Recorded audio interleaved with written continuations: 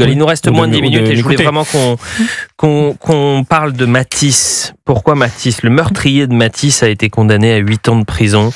Il sera donc libre avant ses 25 ans. Est-ce qu'il faut revoir la justice des mineurs? Je rappelle les faits. Un mineur afghan âgé de 16 ans qui a été condamné ce mercredi par le tribunal pour enfants de Châteauroux à 8 ans de prison ferme pour le meurtre à l'arme blanche de Mathis en avril 2024.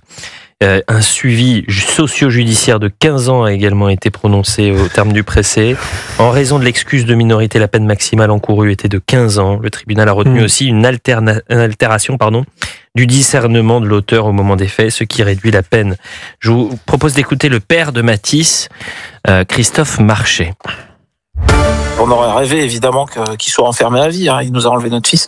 De toute manière, je l'avais dit que j'attendais pas grand-chose de ce procès, à part de la fermeté. Mais bon, il pouvait pas être plus ferme que ce que la loi propose. Avec des jeunes comme ça, faut taper sur la table dès le premier coup, quoi. Pas les laisser en liberté quand on voit qu'ils vont partir en sucette. Parce que là, c'était une évidence. Tout le monde l'a senti venir et personne n'a rien fait parce que la loi, elle le permet pas. Il a dit également évidemment que ce n'est pas assez, qu'on aurait voulu beaucoup plus et que ça ne remplacera jamais Mathis. La maman de Mathis qui veut se mobiliser sur la délinquance des mineurs et la violence chez les jeunes, qui dit on va rester auprès de nos jeunes pour lutter contre cette violence. Avant de vous donner la parole à Gauthier et à Valérie, on est en direct avec Pierre-Marie Sève, le fondateur de l'Institut pour la justice.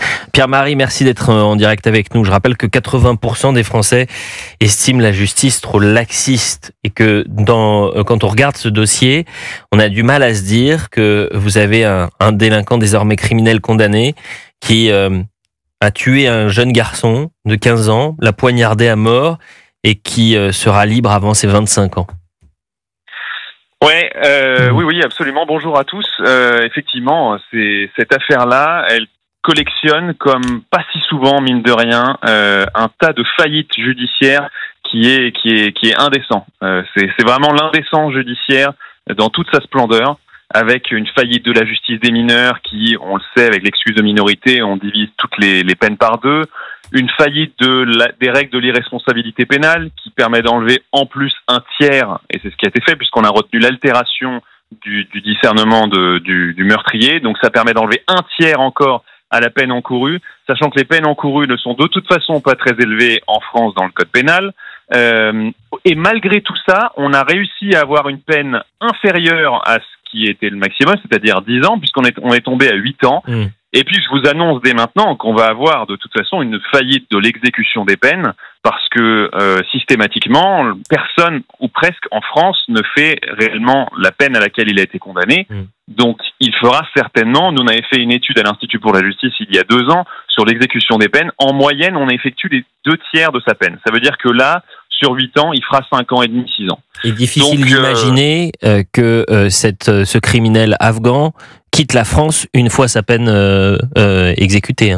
Parce qu'on connaît toutes les difficultés pour renvoyer les délinquants, les criminels afghans ou dans des pays qui sont en guerre.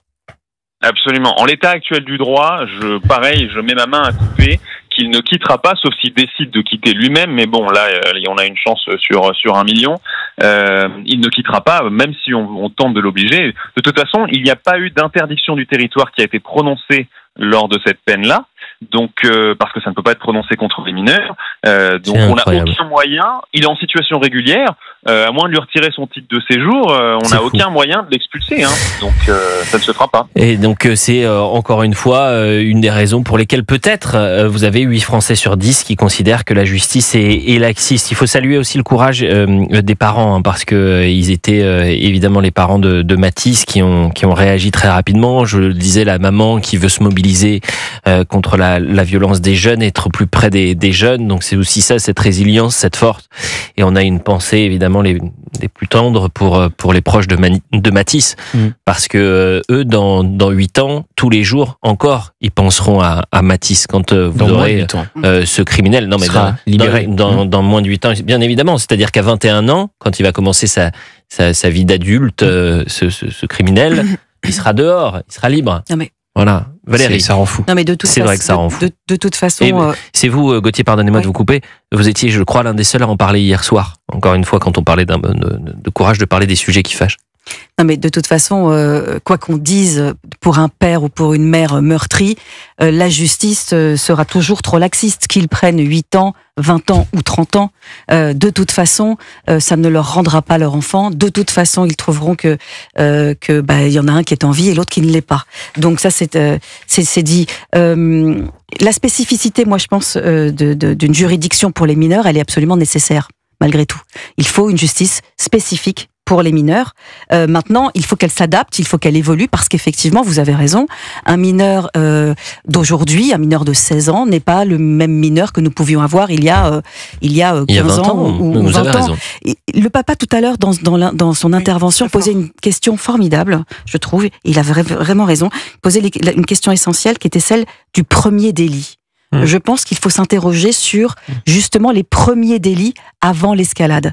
Parce qu'il n'y a pas de réponse sur les premiers délits. Alors, c'était un récidiviste puisque quelques jours plus tôt, il avait mis sa lame sous la gorge de quelqu'un d'autre avant de massacrer Matisse. Pierre Marissef disait très justement que ce drame, c'est la somme de toutes nos faillites. Déjà, donc, c'est un Afghan. Il est en situation régulière, certes, mais il n'avait rien à faire en France.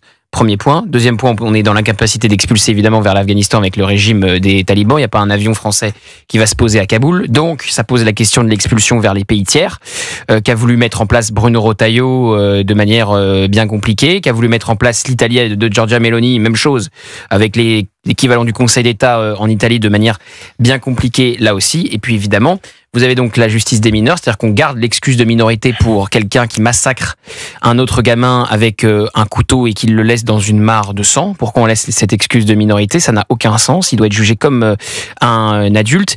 Et puis, il y a aussi l'altération du discernement qui a été retenu. Donc il est comme souvent, ça c'est la mode. Il est quand même un peu responsable, mais pas totalement. Mais pas à 100%. Et puis quand on parle de l'excuse de minorité, vous avez des maires qui ont signé une tribune pour que dès 16 ans, pour les municipales, on vote. Donc on est suffisamment majeur, un homme mûr ou une femme mûre dès 16 ans pour aller voter pour les municipales.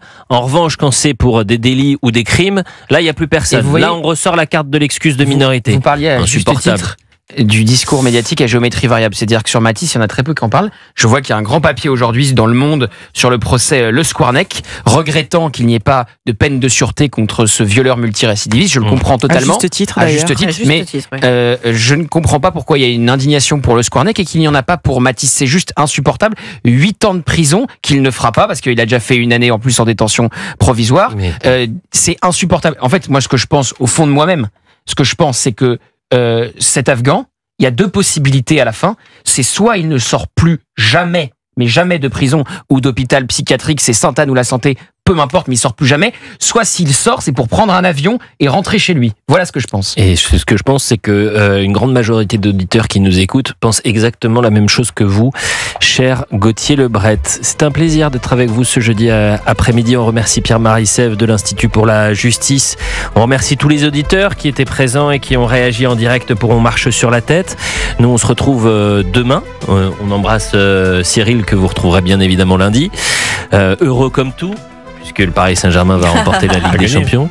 À suivre dans un instant, c'est Laurence Ferrari sur CNews et sur Europe 1 pour Punchline. À demain dans On marche sur la tête.